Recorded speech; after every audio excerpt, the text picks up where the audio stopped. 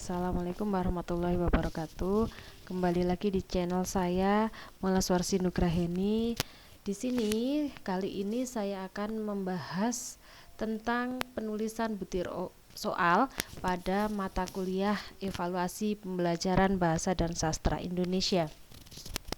Nah, untuk indikator yang akan saya siapkan di sini adalah mahasiswa dapat memahami penilaian berbasis kompetensi, teknik, alat penilaian, dan prosedur pengembangan tes, penyusunan kisi-kisi, dan penyusunan butir soal.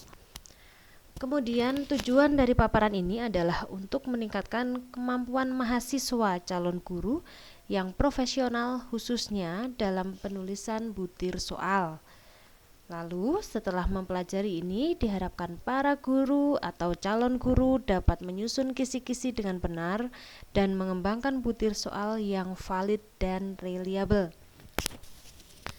Nah, sebelum kita lanjut ke materi tersebut, alangkah baiknya kita singgung materi yang sudah saya sampaikan kepada mahasiswa saya di pertemuan sebelumnya, yaitu terkait dengan jenis-jenis tes.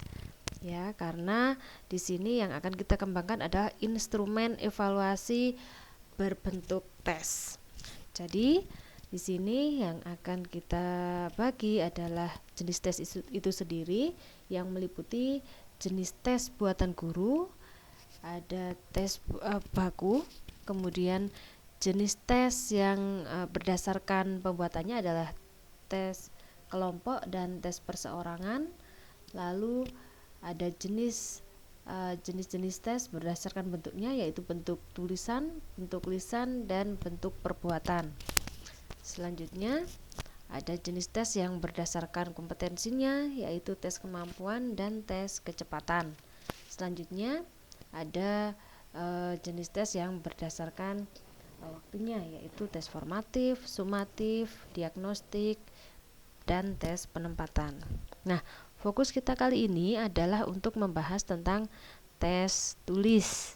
Nah, di sini tes tulis dibagi menjadi dua, yaitu tes berbentuk urean, yaitu urean bebas dan urean terbatas. Lalu ada tes berbentuk objektif, yaitu jenisnya ada tes betul salah, tes pilihan ganda, tes menjodohkan, dan tes melengkapi. Nah, masing-masing kriteria tersebut sudah saya bagikan informasinya pada pertemuan sebelumnya. Nah, selanjutnya langsung saja kita akan membahas tentang penilaian berbasis kompetensi. Nah, apa itu penilaian berbasis kompetensi? Dapat dicermati dalam tayangan berikut bahwa penilaian berbasis kompetensi merupakan teknik evaluasi yang harus dilakukan oleh guru dalam pembelajaran di sekolah. Nah, di sini tujuannya adalah untuk mengetahui tingkat pencapaian kompetensi. Selanjutnya, sebagai landasan yuridis, saya uraikan di sini tentang teknik dan pelaksanaannya yang diatur di dalam Undang-Undang Republik Indonesia Nomor 20 Tahun 2003 tentang Sisdiknas atau Sistem Pendidikan Nasional. Selanjutnya, tentang evaluasi juga diatur dalam Peraturan Pemerintah Nomor 19 Tahun 2005 tentang Standar Nasional Pendidikan juga. Lalu ada juga Peraturan Menteri Pendidikan Nasional Nomor 22 Tahun 2006 tentang Standar ISI. Selanjutnya, Peraturan Menteri Pendidikan Nasional Nomor 23 Tahun 2006 tentang Standar Kompetensi Lulusan. Ada pula Peraturan Menteri Pendidikan Nasional Nomor 20 Tahun 2007 tentang Standar Penilaian Pendidikan. Jadi, semua kegiatan penilaian dan evaluasi oleh guru sudah ada ketentuannya, sudah ada undang-undangnya, dan memang sudah kewajiban bagi guru untuk mengukur setiap pencapaian dari pembelajaran yang dilaksanakan. Selanjutnya, apa saja kriteria bahan ulangan atau ujian? Yang pertama adanya kesesuaian materi yang diujikan dan target kompetensi yang harus dicapai melalui materi yang diajarkan. Jadi memang kita ketahui bersama bahwa sebelum guru melaksanakan pembelajaran, guru wajib menentukan indikator dari materi atau kompetensi yang ingin dicapai. Nah, dari indikator tersebut maka harus dinilai atau diukur tingkat kecapaian kompetensi yang diharapkan tersebut. Selanjutnya, yang kedua, bahan ulangan atau ujian hendaknya menghasilkan informasi atau data yang dapat dijadikan landasan bagi pengembangan standar sekolah, standar wilayah atau standar nasional melalui penilaian hasil proses belajar mengajar. Ya, jadi semua hasil tentang evaluasi dan pengukuran yang dilaksanakan oleh guru itu bisa dijadikan patokan, bisa dijadikan evaluasi terhadap sekolah maupun terhadap guru di dalam mengajar. Selanjutnya, berkaitan dengan soal yang bermutu adalah bahwa soal itu dapat membedakan setiap kemampuan peserta didik. Semakin tinggi kemampuan peserta didik dalam memahami materi pembelajaran, semakin tinggi pula peluang menjawab benar soal atau mencapai kompetensi yang ditetapkan. Makin rendah kemampuan peserta didik dalam memahami materi pembelajaran, makin kecil pula peluang menjawab benar soal untuk mengukur pencapaian kompetensi. Jadi, itu dia tadi standar soal yang bermutu, yaitu tergantung dari materinya. Jadi guru di dalam penyampaian materi itu sangat diharapkan yang komunikatif, kemudian yang bisa memberikan tantangan kepada siswa dan melibatkan siswa agar siswa betul-betul memahami materi pembelajaran. Syarat soal yang bermutu adalah valid, handal, dan adil. Valid di sini artinya adalah mengujikan materi dan kompetensi yang tepat.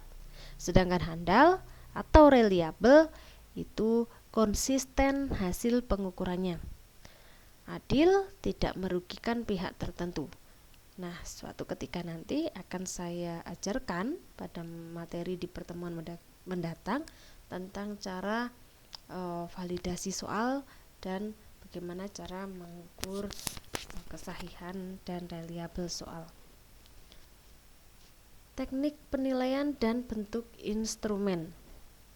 Nah, disebutkan ada 8 teknik penilaian yang harus kita pahami bersama, yaitu tes tertulis, tes lisan, tes praktik, tes penugasan individu atau kelompok, penilaian portofolio, jurnal, penilaian diri, dan penilaian antar teman.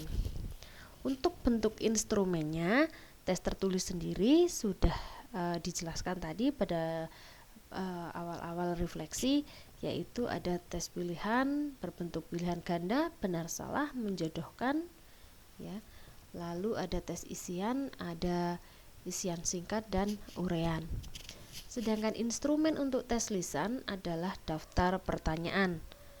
Untuk instrumen tes praktik ada tes identifikasi, tes simulasi, tes uji petik kinerja. Selanjutnya, untuk penugasan individu atau kelompok, instrumennya adalah pekerjaan rumah dan proyek.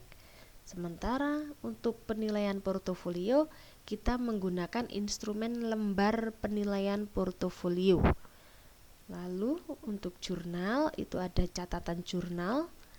Di dalam teknik penilaian diri, kita membuat instrumen berbentuk kuesioner atau lembar penilaian diri. Selanjutnya, untuk penilaian antar teman itu ada instrumen khusus, yaitu lembar penilaian antar teman. Masing-masing penjabaran dari bentuk instrumen ini akan kita pelajari pada pertemuan mendatang.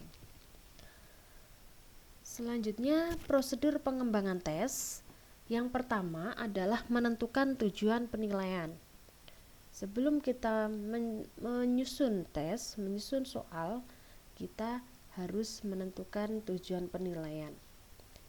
Nah, setelah itu kita memperhatikan standar kompetensi yang ada, ya, atau memperhatikan kompetensi dasar, ya. Jadi kita tentukan KD-KD-nya. Selanjutnya kita akan menentukan apakah kita menyusun pengembangan tes atau non-tes. Nah, untuk pengembangan tes sendiri itu kita harus menentukan materi penting atau pendukung KD.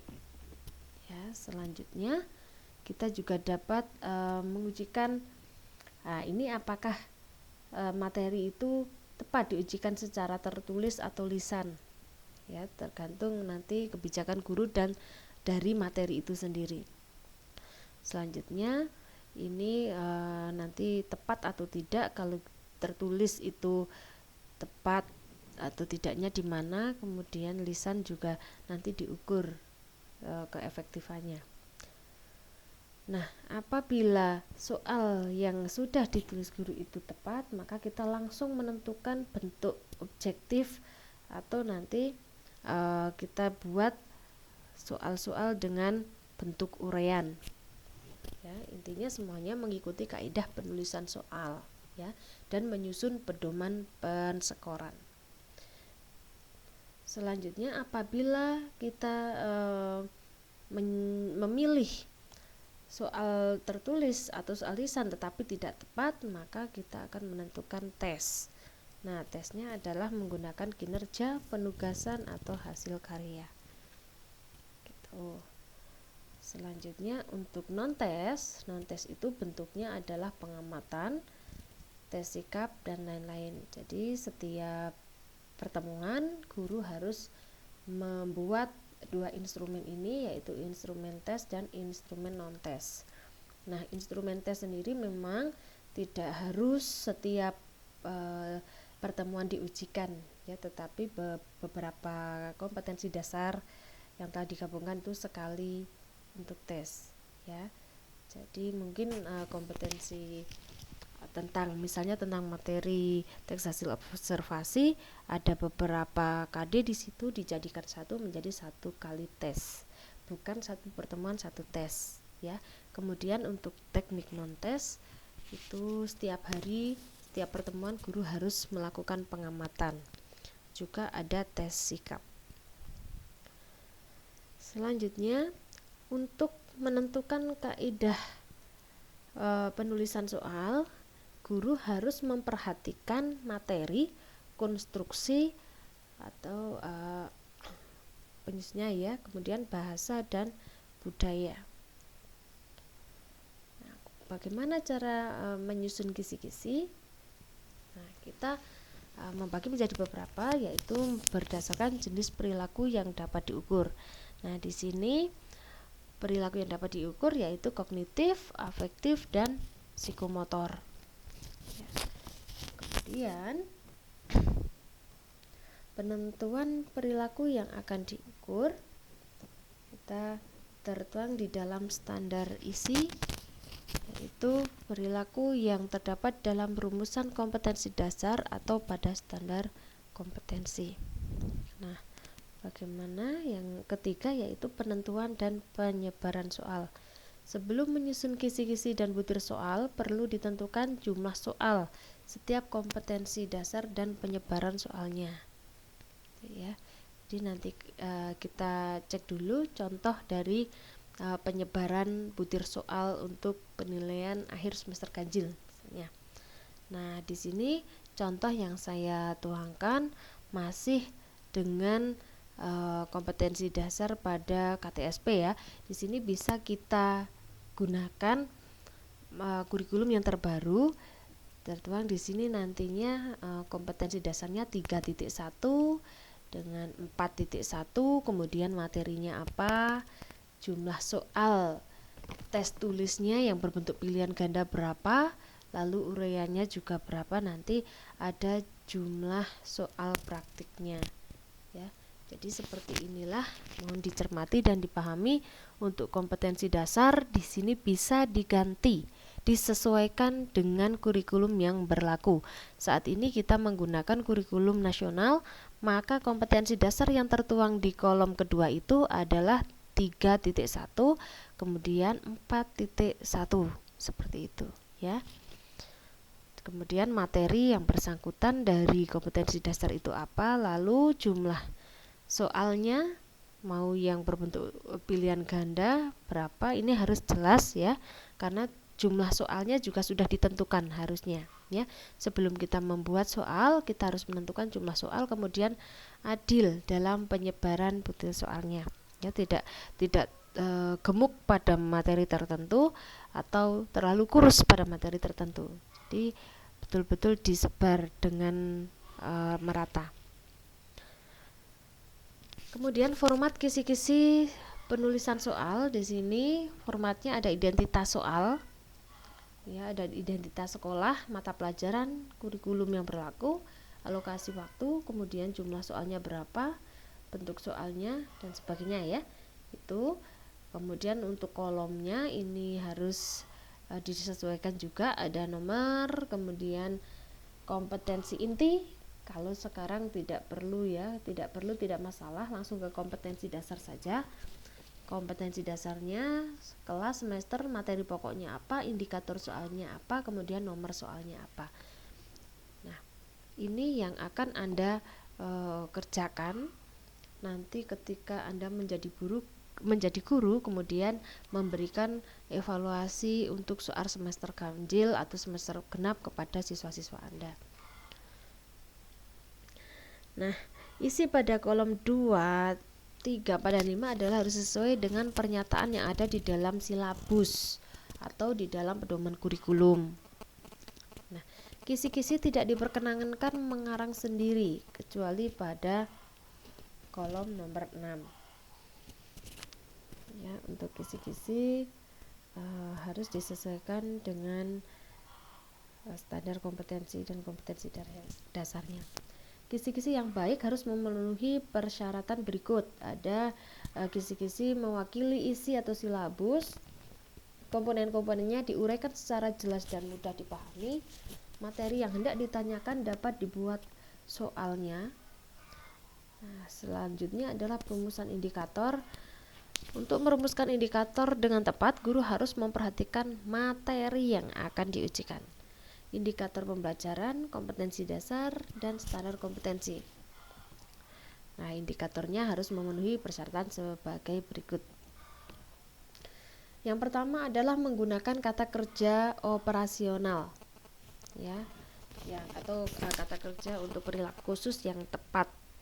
Kata kerja operasional sendiri bisa Anda unduh di internet, bisa langsung menggunakan kata kerja operasional untuk HOTS, atau bisa juga menggunakan kata kerja operasional yang mengacu kepada taksonomi Bloom. Yang kedua, menggunakan satu kata kerja operasional untuk soal objektif dan satu atau lebih kata kerja operasional untuk tes perbuatan atau soal uraian. Jadi tidak boleh menggunakan untuk pilihan ganda ya, harus satu saja pilihannya. Satu kata kerja operasional. Dapat dibuatkan soal atau pengecohnya untuk soal pilihan ganda. Untuk materi pengecoh soal kita akan belajar juga pada materi yang akan datang. Penulisan indikator yang lengkap mencakup audience, behavior, condition, kemudian ada degree. Nah, masing-masing ada maknanya tersendiri. Audience itu berarti memperhatikan peserta didik. Yang kedua adalah perilaku yang harus ditampilkan. Yang ketiga, kondisi yang diberikan dan tingkatan yang ingin diharapkan. Untuk langkah-langkah penyusunan butir soal, kita bisa menentukan tujuan tes, menentukan kompetensi yang akan diujikan, menentukan materi yang diujikan, menetapkan penyebaran butir soal berdasarkan kompetensi, materi, dan bentuk penilaiannya. Di sini ada tes tertulis, kita bisa memilih untuk pilihan ganda, uraian, dan tes praktis. Lalu yang kelima adalah menyusun kisi-kisi, menyusun butir soal, memvalidasi butir soal atau menelaah secara kualitatif, merakit soal menjadi perangkat tes, menyusun pedoman penskorannya, uji coba butir soal, dan analisis butir soal secara kuantitatif dari data empirik hasil uji coba serta perbaikan soal berdasarkan hasil analisis. Jadi sebelum kita menyusun butir soal, memang alangkah baiknya kita pahami 11 langkah-langkah penyusunan butir soal berikut. Ya, jadi ketika kita menyusun soal, membuat soal, ya tidak karena insidental ya, tetapi karena sudah terencana. Ya, semua tentang evaluasi itu harus terencana dan terukur. Gitu ya. Selanjutnya untuk contoh format kartu soal uraian. Di sini bentuknya seperti ini formatnya. Mungkin bisa Anda screenshot. Lalu untuk isinya adalah identitas, ya, identitas sekolah, pelajaran, penyusun, ya, tahun ajaran. Kemudian kompetensi dasarnya apa, buku sumbernya apa ya. Kompetensi dasar bisa dituliskan angka-angkanya saja, materinya apa, kemudian nomor soal, indikator soal, gitu ya. Nah, di situ silakan Anda pahami. Jadi ini kepentingannya adalah nanti, bukan sekarang ya. Kalau sekarang Anda baru mempelajari secara teoritis, tetapi ketika praktiknya nanti Anda PPL atau PLP atau sudah terjun ke sekolah secara langsung sebagai guru, pembuatan penilaian seperti ini sangat dibutuhkan. Ya, kemudian kita lanjut ke contoh format kartu soal pilihan ganda. Nah, tetap masih sama kartu soal. Nah, di sini ada identitas, isinya hampir sama dengan yang tadi ya. Hanya ini untuk soal pilihan ganda. Nah, lalu kaidah penulisan soal tes ini memiliki ya beberapa kaidah seperti yang tadi saya sampaikan. Jangan karena insidental, juga jangan ngawur karena nanti outputnya ya siswa kita yang akan kita berikan perlakuan. Jadi harus betul-betul terukur, terencana ya. Maka kita harus juga memperhatikan kaidah-kaidah dalam penulisan soal tes. Yang pertama adalah sesuaikan dengan indikator. Nah, indikator yang telah dirancang baik sebelum pembelajaran maupun sebelum menyusun soal, ya, indikator soal bisa atau indikator materi juga bisa. Ya, kita harus menyesuaikan. Pertanyaan harus diberikan batasan jawaban. Ya, harus sesuai dengan tujuan pengukuran. Sesuai dengan jenis jenjang sekolah atau tingkat kelas. Pengecoh harus berfungsi, ya. Mempunyai jawaban yang benar, pertanyaan sesuai dengan jawaban, sesuai dengan kompetensi atau urgensi, relevansi, kontinuitas, keterpakaian sehari-hari tinggi.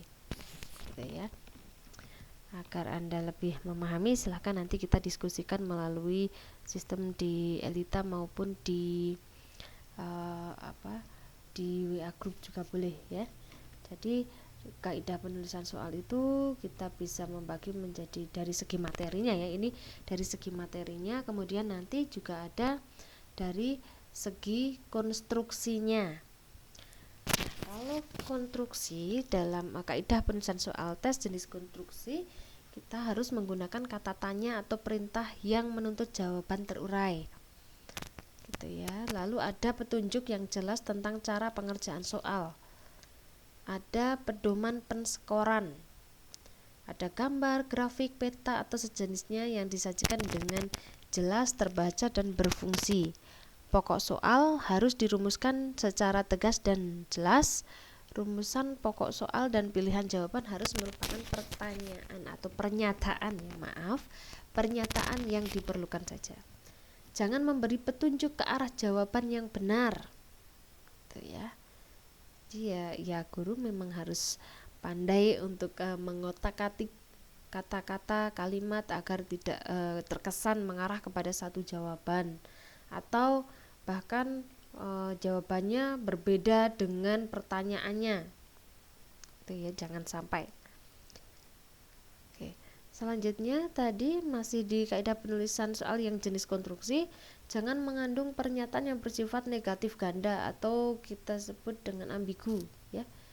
Kemudian jawaban harus homogen dan logis ditinjau dari materi.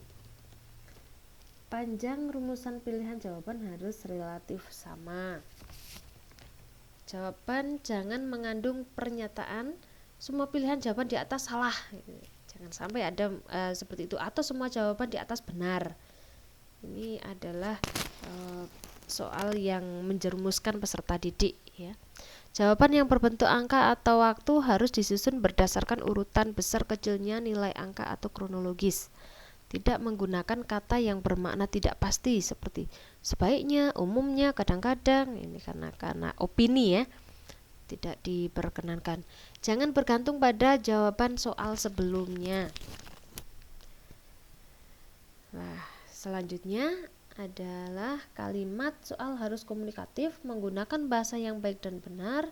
Kalau ini segi bahasa ya, dari segi bahasa, karena kaitannya dengan soal, kalimat soal, kemudian bahasa yang komunikatif, lalu tidak boleh ada ambiguitas, menggunakan bahasa yang berlaku setempat ya, tidak boleh tabu seperti itu, mengandung kata ungkapan yang tidak boleh ya, tidak boleh mengandung ungkapan yang menyinggung perasaan.